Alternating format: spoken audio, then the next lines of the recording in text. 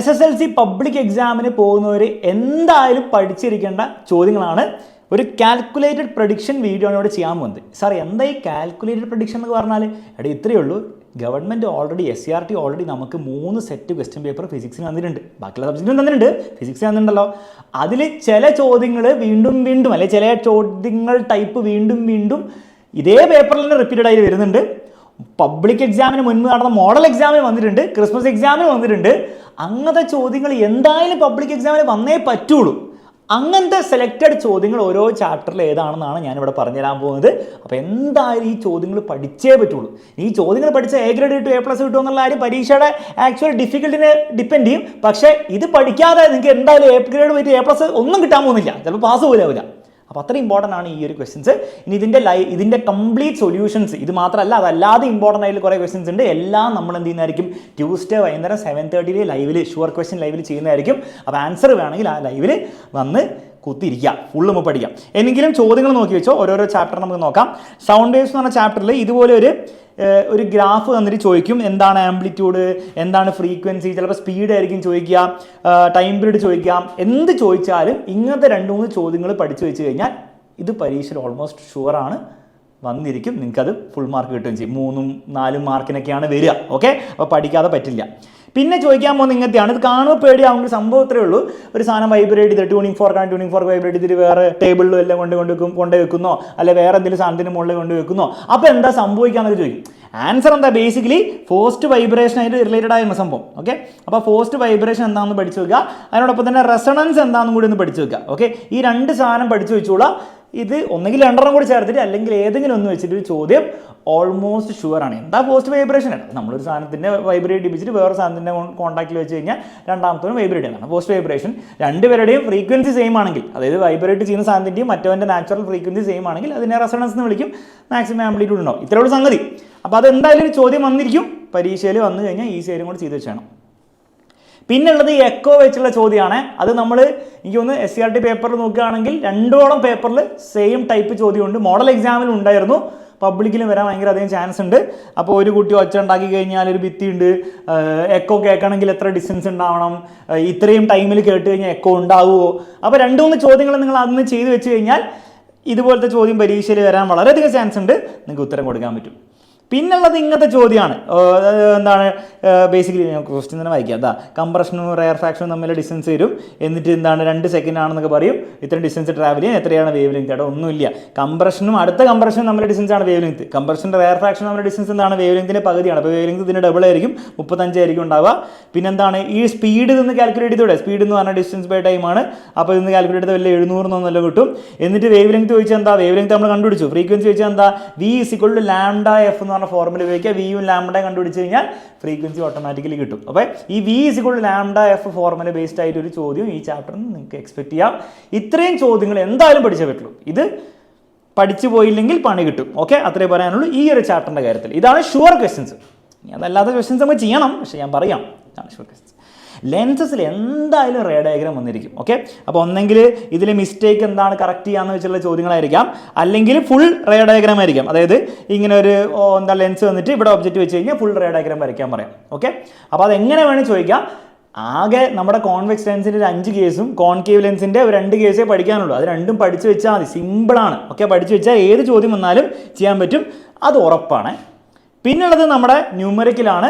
അപ്പോൾ calculate height ആയിക്കോട്ടെ, എന്താണ് ഇവിടെ ഹൈറ്റ് മാത്രമേ ചോദിച്ചുള്ളൂ എന്ന് എനിക്ക് തോന്നുന്നു.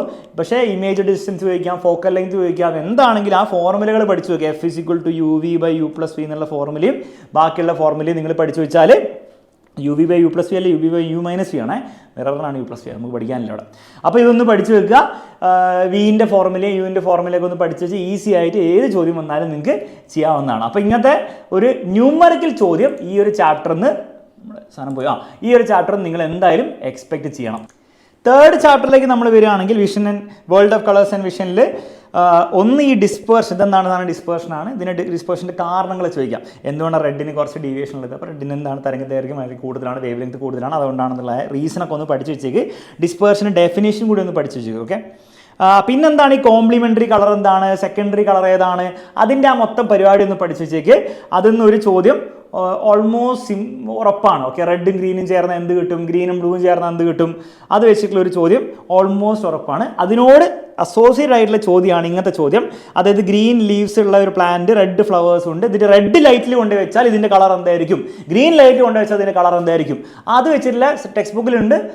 നമ്മൾ ലൈവിലും ഡിസ്കസ് ചെയ്യുന്നതായിരിക്കും ഇതിൻ്റെ ചോദ്യമൊക്കെ. അതെന്തായാലും വന്നിരിക്കും കേട്ടോ. അത് ഈ രീതിയിൽ വരാം, ഈ രീതിയിൽ വരാം, അതൊക്കെ സാമ്പിൾ പേപ്പറിലെ ചോദ്യമാണ്. അപ്പോൾ എന്തായാലും ഇങ്ങനത്തെ ഒരു ചോദ്യം വരും.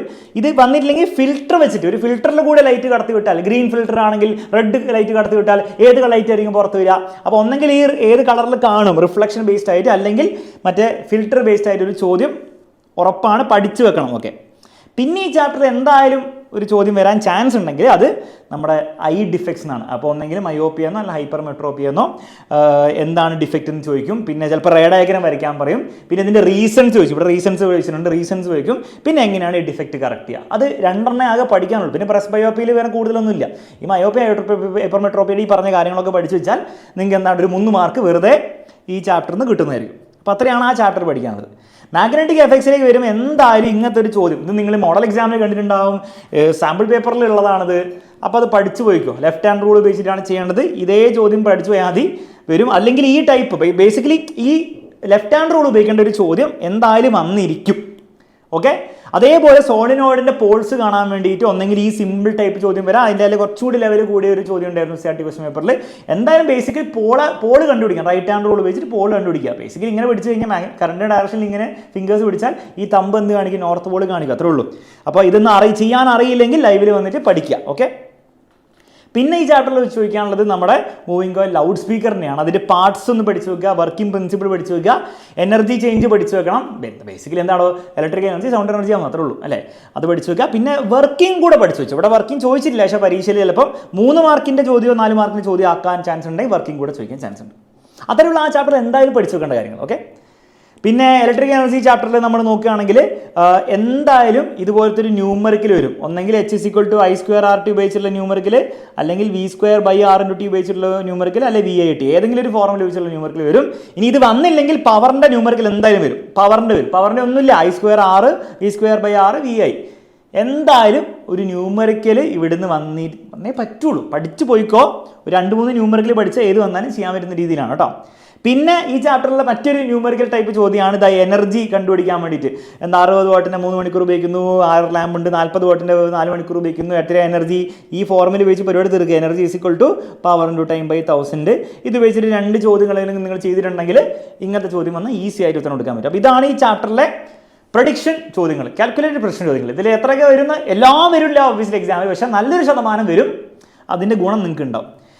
അടുത്ത ചാപ്റ്ററിലേക്ക് നമ്മൾ പോകുമ്പോൾ എന്തായാലും 100% ഉറപ്പാണ് ഇങ്ങനത്തെ ഒരു ചോദ്യം വരുന്നുള്ള കാര്യം. അത് പഠിച്ചു വെച്ചു. ട്രാൻസ്ഫോമറിൻ്റെ ഇക്വേഷൻ വെച്ചിട്ടുള്ള ഒരു ചോദ്യം, VS/VP = NS/NP.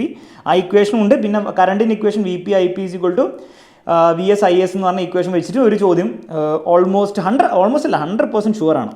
ഇനി അത് വല്ല വന്നില്ലെങ്കിൽ ട്രാൻസ്ഫോമറിൻ്റെ എന്താണ് ഡിഫറൻസുകൾ ചോദിക്കും. സ്റ്റെപ്പപ്പിൻ്റെ വോൾട്ടേജിൻ്റെയും നമ്പർ ഓഫ് ടേൺസിൻ്റെയും തിക്ക് വയസിൻ്റെയും കറണ്ടിൻ്റെയും ഡിഫറൻസുകൾ എഴുതാൻ വേണ്ടി പറയും. അപ്പോൾ അത് എഴുതി കൊടുത്തേക്കാം.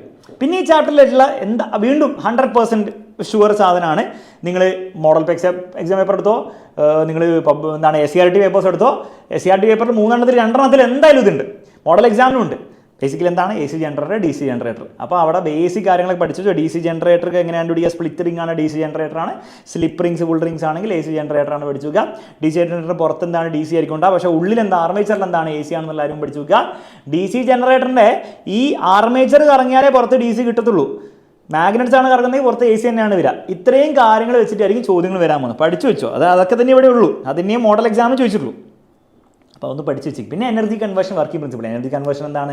മെക്കാനിക്കൽ എനർജി ഇലക്ട്രിക് എനർജി ആക്കുന്നത്, യാന്ത്രികോർജ്ജം വൈദ്യുതോർജ്ജമാക്കി മാറ്റുന്നു. വർക്കിംഗ് പ്രിൻസിപ്പിൾ ഇലക്ട്രോമാഗ്നെറ്റിക് ഇൻഡക്ഷൻ, വൈദ്യുതികാന്തിക പ്രേരണം. കാർബൺ ഫുട് പ്രിൻ്റ് എന്താണെന്നും അതിൻ്റെ കുറയ്ക്കാൻ വേണ്ടിയിട്ടുള്ള മെത്തേഡ്സും ടെക്സ്റ്റ് ബുക്കിൽ കൊടുത്തിട്ടുണ്ട്. അതും പഠിച്ചു വെച്ചോ. അതൊക്കെയാണ് ഈ ചാപ്റ്ററിൽ എന്തായാലും ചോദിക്കാൻ പോകുന്ന സാധനം. പഠിച്ചു വെച്ചോ കേട്ടോ. മെക്കാനിക്കൽ അഡ്വാൻറ്റേജ് ചാപ്റ്ററിൽ നമ്മൾ നോക്കുകയാണെങ്കിൽ വീൽ ആക്സിൽ മെക്കാനിക്കൽ അഡ്വാൻറ്റേജ് കണ്ടുപിടിക്കേണ്ട ഒരു ചോദ്യം എന്തായാലും വരും. ഇപ്പോൾ വീൽ ആക്സിലിൻ്റെ ആണെങ്കിൽ R/r ആണ്, വലിയ റേഡിയസ് ചെറിയ റേഡിയസ്, സിമ്പിളായിട്ട് അത് കിട്ടും. പിന്നെ മെക്കാനിക്കൽ അഡ്വാൻറ്റേജ് എല്ലാവരുടെയും മെക്കാനിക്കൽ അഡ്വാൻറ്റേജ് ഒരു ഫോർമുല ഉണ്ട്, ലോഡ്/എഫേർട്ട്. അപ്പോൾ അതും കൂടി കമ്പൈൻ ചെയ്തിട്ട് വേണം ചോദിക്കാം. ഓക്കെ, അപ്പോൾ ഇതും കമ്പൈൻ ചെയ്തിട്ട് വേണം ചോദിക്കാം, ഉറപ്പാണ്. അതിപ്പോൾ ഒന്നെങ്കിൽ മറ്റേ വീൽ ആക്സിലിൻ്റെ ആയിരിക്കും, അല്ലെങ്കിൽ ഇൻക്ലൈൻ പ്ലെയിൻ്റെ ആയിരിക്കും. ഇൻക്ലൈൻ പ്ലെയിൻ്റെ L/H ആണെന്ന് പഠിച്ചു വെക്കുക. L/H ലെങ്ത് ബൈ ഹൈറ്റ് ആണെന്ന് പഠിച്ചു വെക്കുക. അത് ഒന്നെങ്കിൽ അതിൻ്റെ വരാം, ഏതിൻ്റെ വരും എന്ന് പറയാൻ പറ്റില്ല, പക്ഷേ ഏതെങ്കിലും ഒന്നിന് വരും. അല്ലെങ്കിൽ സ്ക്രൂ ജാക്കിന് എന്താണ് നമ്മുടെ ഫോർമുല വീണ്ടും L/H തന്നെയാണ്, പക്ഷേ H എന്ന് പറഞ്ഞാൽ പിച്ചാണെന്നുള്ളതിൻ്റെ ഒരു ബോധം ഉണ്ടാവണം. അപ്പോൾ അതൊക്കെ നമ്മൾ മോഡൽ എക്സാമിൽ കണ്ടിട്ടുണ്ടായിരുന്നു, SCRT സാമ്പിൾ പേപ്പറിൽ കണ്ടിട്ടുണ്ട്. അപ്പോൾ എന്തായാലും ഈ ചാപ്റ്ററിൽ നിന്ന് അല്ലാതെ ഉറപ്പെന്ന് പറയാൻ പറ്റുന്ന ചോദ്യമൊന്നും വേറെ ഇല്ല. പിന്നെ ഇങ്ങനെ ചോദിക്കാം, സിമ്പിൾ ചോദ്യങ്ങൾ വരണമെങ്കിൽ എന്താണ് ഫൽക്രം നടുവിലാണ് എന്ത് ലീവറാണ്, ഫസ്റ്റ് ഓർഡർ ലീവറാണ്, ലോഡ് നടുവിലാണ് എന്ത് ഓർഡർ ലീവറാണ്, എഫേർട്ട് നടുവിലാണ് എന്ത് ഓർഡർ ലീവറാണ്, അതിന് എക്സാമ്പിൾ അങ്ങനത്തെ ചോദ്യങ്ങളൊക്കെ വരാം. ചിലപ്പോൾ പുള്ളി എന്ത് ഓർഡർ ലീവറാണ്, മൂവബിൾ പുള്ളി എന്ത് ഓർഡർ ലീവറാണെന്നൊക്കെ ചോദ്യം വരാം. അപ്പോൾ അതൊക്കെ ഒന്ന് ജസ്റ്റ് ഒന്ന് പഠിച്ചു വെക്കുക. അതൊക്കെ ഇങ്ങനെ 1 മാർക്കിനൊക്കെ വരാൻ ചാൻസ് ഉണ്ട്.